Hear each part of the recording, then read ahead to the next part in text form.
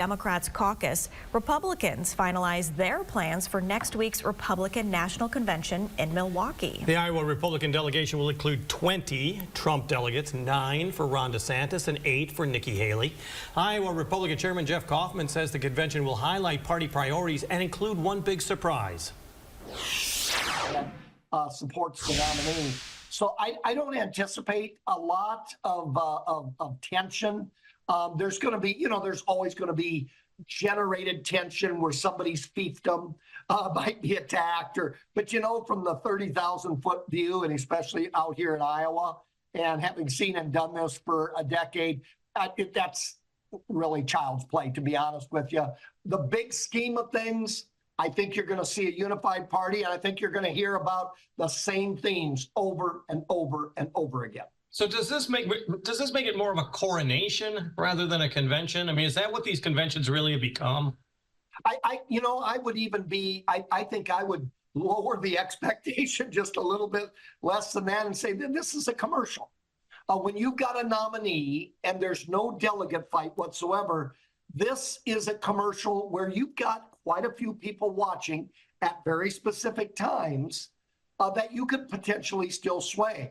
But this is where this is it. This is the start. President Trump is doing something that's very different. He appears to be waiting until next week to announce his presidential choice. As you know, vice presidential choice, you mean? Vice presidential choice. And as you know, that typically has already happened. So, he has built up some real drama for next week that typically isn't there. So that's a very smart move on his part, and he's going to have all the cameras there. Do you have any insight in regards to who could be a vice presidential candidate, and how important would it be perhaps for somebody from the Midwest? It would be wonderful to have somebody in the Midwest, but the old days, and I'm a historian, so the old days where you looked at the electoral map and chose accordingly. Quite frankly, that's why we have in history so many presidential vice presidents from Indiana and New York, because they were key swing states in the old days. I honestly think, even from the Iowa perspective, is picking somebody that reflects Iowa values.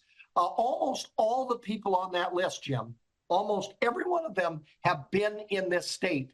Many of them have campaigned in this state, and many of them have looked me in the eye on a stage with the cameras rolling, telling me they believe that Iowa needs to start off the nominating process.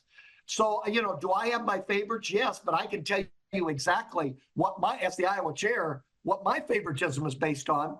It's, do I know these individuals and whether they have already committed to Iowa being first in the nation? That's regarding the Iowa caucuses, of course, and Trump is expected to select a running mate by Monday, with that person addressing the convention next Wednesday. Trump is expected to speak to delegates Thursday, the final night of the convention in Milwaukee.